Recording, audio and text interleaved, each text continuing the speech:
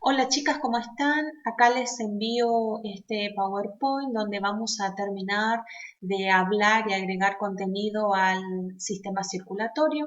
Esta vez vamos a hablar de ciclo, frecuencia y ritmo cardíaco. Espero que les sirva, así que comenzamos con las definiciones con las que vamos a trabajar.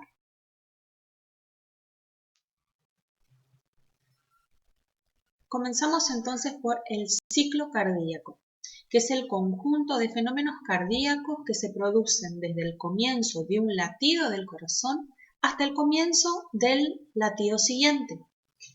En un ciclo cardíaco normal, las dos aurículas se contraen mientras los dos ventrículos se relajan. Asimismo, mientras los dos ventrículos se contraen, las dos aurículas se relajan. El término sístole se refiere a la fase de contracción, en tanto que el término diástole alude a la fase de relajación. Un ciclo cardíaco consta de una sístole y una diástole de ambas aurículas. Recuerden que las aurículas eran las cavidades que estaban arriba, y de una sístole y una diástole de ambos ventrículos. Los ventrículos eran los que estaban abajo. Teníamos una aurícula derecha, una aurícula izquierda, un ventrículo derecho y un ventrículo izquierdo. El ciclo cardíaco se mide por el tiempo que transcurre entre un punto dado del ciclo y el mismo punto en el siguiente ciclo. El tiempo transcurrido para que se complete el ciclo se conoce también como intervalo. La inversa del intervalo es la frecuencia. Así, los corazones con un ritmo de intervalos largos son los que tienen frecuencia baja, bradicardia, y los intervalos cortos son los que muestran frecuencias altas, taquicardias. Ahora vamos a ver bien de qué se trata la bradicardia y la taquicardia. Bueno, entonces trabajamos con la bradicardia. ¿Qué es la bradicardia? Se refiere al latido del corazón lento, una frecuencia cardíaca en reposo inferior a los 60 latidos por minuto. Y la taquicardia es cuando el corazón late muy rápido con una frecuencia cardíaca en reposo superior a los 100 latidos. Un corazón normal debería tener entre 60 y 100 latidos por minuto. Entonces, cuando es inferior a los 100 latidos por minuto, se denomina bradicardia, y cuando es superior a los 100 latidos es taquicardia. Estamos hablando, ¿no es cierto?, siempre de un corazón normal en estado de reposo. Ahí tenemos un latido normal, un latido lento, bradicardia, un latido rápido, taquicardia.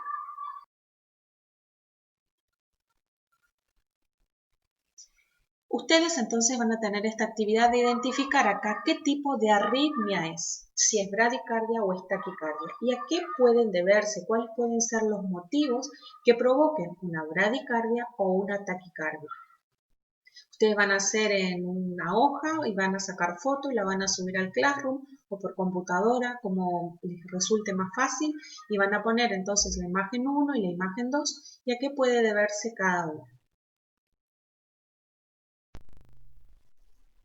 Vamos a trabajar ahora con el ritmo cardíaco. ¿Qué es el ritmo cardíaco? El ritmo cardíaco es controlado por el nodo sinoauricular, que es una pequeña formación que se encuentra en la aurícula derecha. Esta recibe información del sistema nervioso, ¿sí?, y produce impulsos eléctricos que se transmiten a las dos aurículas y a través de estas formaciones a los ventrículos. El resultado es la generación de contracciones cardíacas a un ritmo regular. La disfunción o la alteración del tejido conductor ocasiona trastornos. Estos trastornos que habíamos hablado ya, habíamos mencionado ya la taquicardia y las bradicardias, y ahora podemos incorporar la extrasistosolis. Vemos ahí entonces, está indicado el nodo que se encuentra en la aurícula derecha.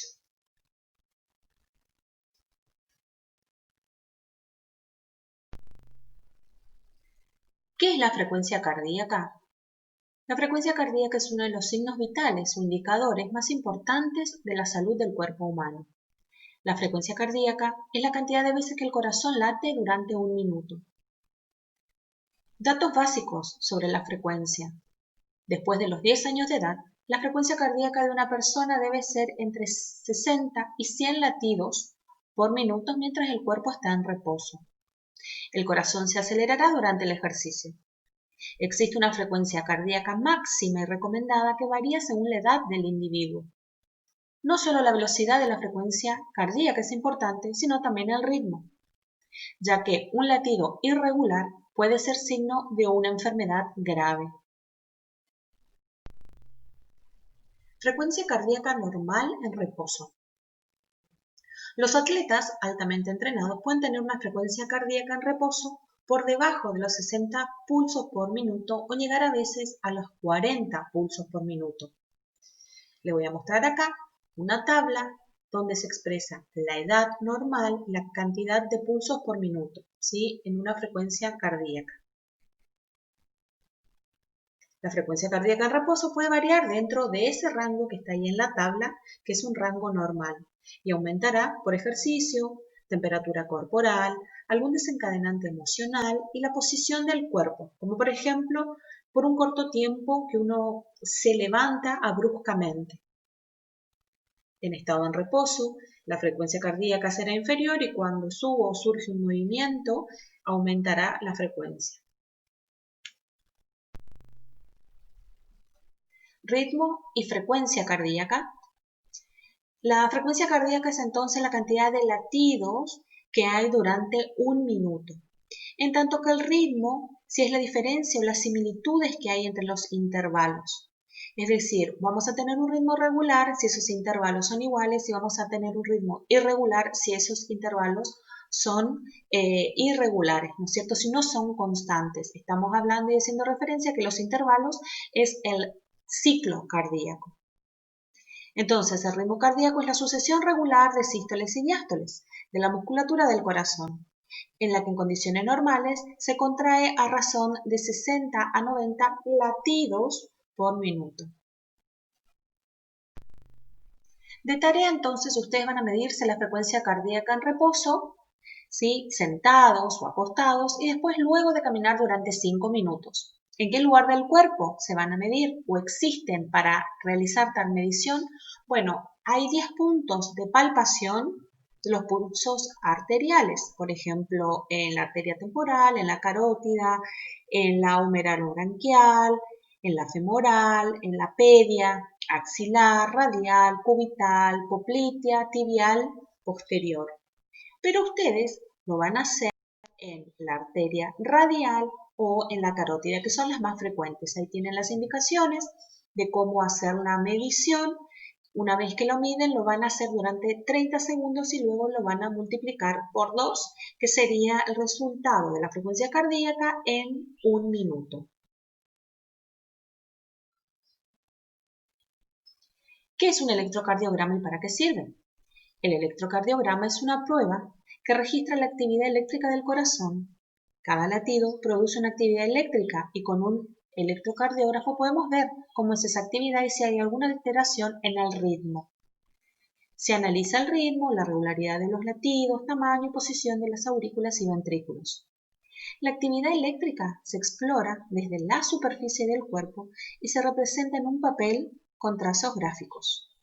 Esos trazos simbolizan los estímulos eléctricos de las aurículas y los ventrículos. Ahí tenemos un electrocardiógrafo, que es el aparato o el instrumento con el que se realiza el electrocardiograma. ¿Sí? Entonces, es un aparato electrónico que capta, registra y amplía la actividad eléctrica del corazón a través de electrodos que se colocan en las 4 extremidades y en 6 posiciones precordiales, o sea, en el tórax. EKG es la sigla, o SG también puede ser la sigla de electrocardiograma.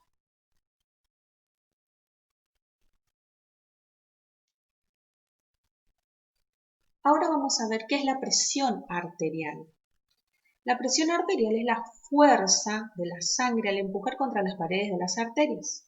Cada vez que el corazón late, bombea sangre hacia las arterias. La presión arterial es más alta cuando el corazón late bombeando la sangre. Esto se llama presión sistólica. ¿Se acuerdan que la sístole era la contracción?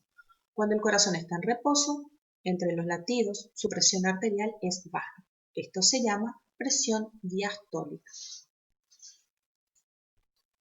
La lectura de la presión arterial usa estos dos números, ¿sí? La presión sistólica y la presión diastólica. Por lo general, el número sistólico se coloca antes y por encima de la cifra diastólica. Por ejemplo, 120/80, a veces la llaman 12/8, que significa una presión sistólica de 120 y una diastólica de 80. La presión arterial 12/8 es la normal, es la común, digamos, ¿no? ¿Cómo se mide la presión arterial? Bueno, por medio de un tensiómetro, que es un dispositivo que sirve para medir, y este puede ser manual o digital. Mide exactamente la presión que ejerce la sangre sobre las arterias, identificando el momento justo en el que el corazón se llena de sangre y en el que se contrae para expulsarla o bombearla. Ese tensiómetro que les muestro ahí en la figura es un tensiómetro manual.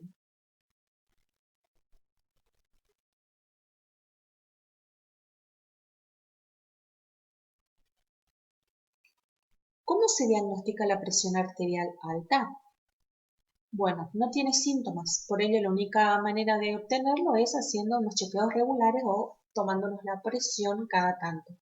El médico usará un estetoscopio, un sensor electrónico, un manguito de presión arterial y tomará 2 o más mediciones, hará una curva de medición de presión durante determinado tiempo.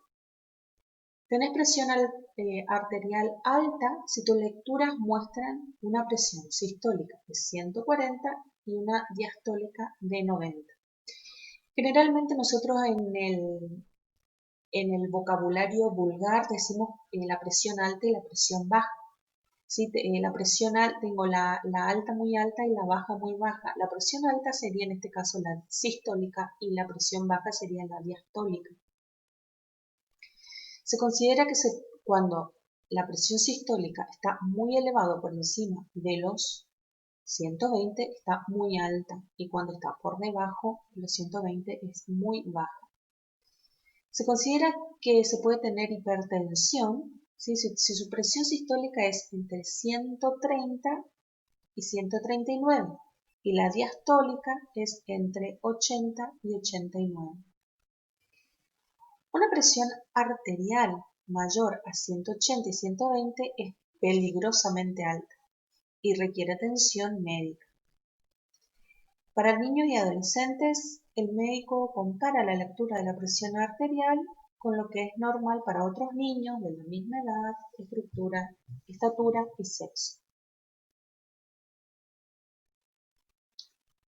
Bueno, ¿y por qué tengo que preocuparme por la presión arterial alta? Cuando la presión arterial se mantiene por mucho tiempo alta, hace que el corazón bombee con más fuerza y trabaje demasiado, lo que puede ocasionar serios problemas, como ataques cardíacos, accidentes cerebrovasculares, insuficiencia cardíaca, insuficiencia renal. Y bueno, aquí pequeños gestos para un gran corazón, 7 consejos para cuidar el corazón, una dieta saludable para cuidar nuestro corazón. Bueno, llegamos al final de estos temas. Espero que les sirva el apoyo de la locución y de las imágenes. Cualquier cosa estoy a su disposición para cualquier consulta. Dios mediante, nos vemos prontito.